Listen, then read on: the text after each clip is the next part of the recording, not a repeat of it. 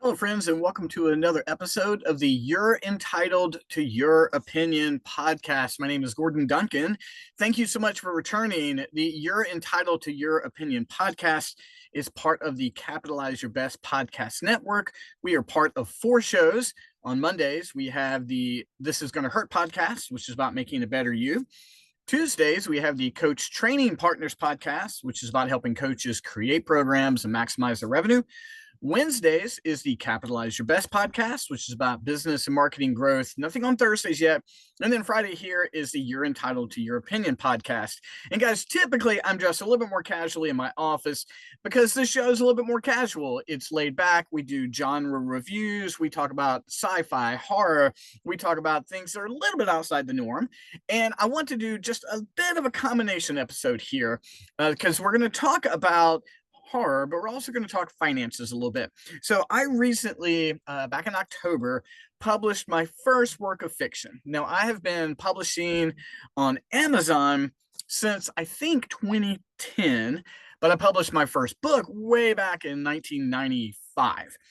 So I've always been part of the publishing and writing community, but I've never written fiction. Fiction just hasn't been part of what I wanted to do, and I didn't feel like it was lending to my skill set. But in October, I published a small book called Glue. Now, Glue is essentially a horror short story available on Kindle for $2.99 and a small paperback for $6.99. And I gave it a shot. I was like, you know what? I'm going to put myself out there. And it's a fun little horror story in the spirit of like a Stephen King short story. So I put it out there. I love the cover. I think it came together pretty well. I already have my second short story ready to come out in probably December, maybe January. It's a little bit longer, and I'm excited about getting that back. And I've also recently published a book, a business fable, and I've got one other project coming out this year. Now, horror short stories are a fantastic genre. Really, they live and die by fandom, not typically topic. And so Stephen King, he publishes a collection of short stories about every 3 years. And some of these are novellas. Some of these are anywhere between 15 to 50 pages long. And he loves the short story approach. Many of them have been made into movies and then, like I said, adapted and put together. So I love them. I love the short story collections. They're nice, bite-sized. There's some really good stories in there, and they're able to have a bite. So that's what I was going for in Glue. The story is about a woman working in an office with a tyrannical boss. That's all I'm going to tell you. Check that out. And so the story came to me in an instant. I was sitting at my desk and I saw something on my desk, and the whole story came together, beginning to end. And I feverishly wrote it out, edited it, and put it together. So it was fun. Now, I sell the Kindle for $2.99. I could sell it for 99 cents. I'll tell you why in a minute, but I sell the paperback for $6.99.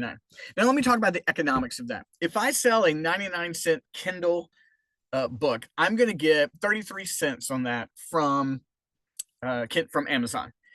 If I sell a $6.99 book, I'm going to make $2.06 in America. The rates are different when you go overseas, and Amazon distributes all those for you if you publish it through KDP or Kindle Direct Publishing. So there are categories in there. So you have like $2.99 to $19.99 is one return, and then it goes differently the higher you go. Well, I published these singles, this short story for $2.99, and it's in the 30-minute read category when you look it up on Amazon. Now, I don't do these you're not going to make a whole lot of money publishing books. There's cost to getting things together. Fortunately, I've been self-publishing. I've got a graphics company. I can do a lot of those things on my own. So you're not going to make a ton of money. And I know authors who have book contracts. Very few of them live by their writing. My good friend Brian Drake was on here recently, and he has a publishing contract, but he still has a full-time job outside of that, and he is very successful, in the area he's in. But there's a world for this. There's a world for publishing your story. My good friend Scott Roach, he's got a steampunk novel. He's got various other approaches, and again, he has another job, but he's a very successful independent author. But if you're going to do this, you're not going to make a killing. Here's the way in which you make revenue if you want to go this route. And forgive me if we're combining too many things here, but here's if you want to go the route, write a short story, sell it for $2.99, $6.99, and if you sell 50 of them, that's amazing. I mean, that's just absolutely amazing. Then you can do the math on that. You're gonna make $100 on paperback, or you're gonna make 15 on Kindle. But selling 50 is amazing. Very few people surpass 400. Very few authors.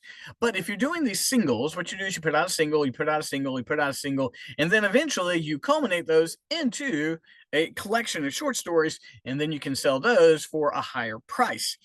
Then what you can do is you can purchase author copies, which are at a cheaper price, of course, for the author. And then you sell autograph copies.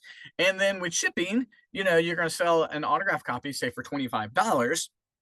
And then you've got an opportunity to maybe make $10 per, which is going to increase your number, but you got the upfront cost of buying the author copies.